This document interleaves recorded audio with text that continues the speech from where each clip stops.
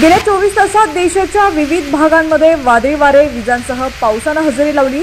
महाराष्ट्रातही अनेक ठिकाणी पहाटेच्या सुमारास पाऊस पडला, तर काही जिल्ह्यांमध्ये वादळी वारे आणि विजांच्या कडकडाटासह पावसाचा इशारा देण्यात आला।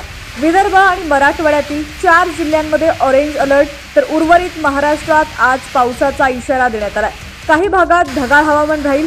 अवकाळी पावसाचं संकट पुढचे 3 दिवस राहणार आहे। विदर्भात मागच्या 24 तासात उष्णतेची लाट आली।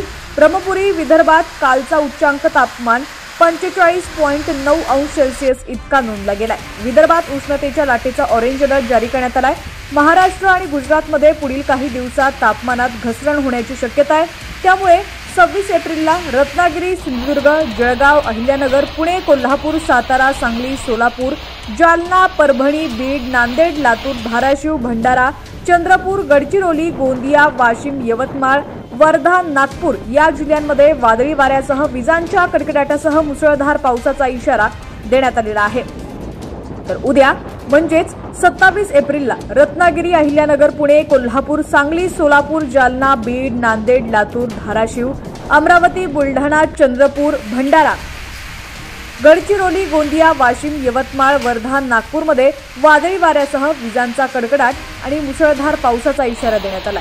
तर 28 एप्रिल रोजी नांदेड, लातूर, अमरावती, बुलढाणा, चंद्रपूर, भंडारा, गडचिरोली, गोंदिया, वाशिम, यवतमाळ, वर्धा, नागपूरमध्ये वादळी वाऱ्यासह विजांच्या कडकडाटात मुसळधार पावसाचा इशारा देण्यात आलाय।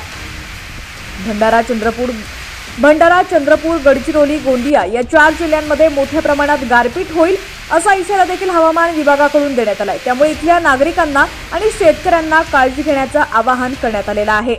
दरम्यान आता राज्यातील तुमचा जिल्हा कोणता आहे आणि तुमच्या जिल्ह्यातील हवामान कसं आहे कमेंट सेक्शनमध्ये नक्की कळवा। चॅनलवरती नवीन असाल आणि अजूनही HPN मराठी न्यूज चॅनलला सबस्क्राइब केलेलं नसेल तर नक्की सबस्क्राइब करा, जेणेकरून आमचे अपडेट्स लवकरात लवकर तुमच्यापर्यंत पोहोचतील।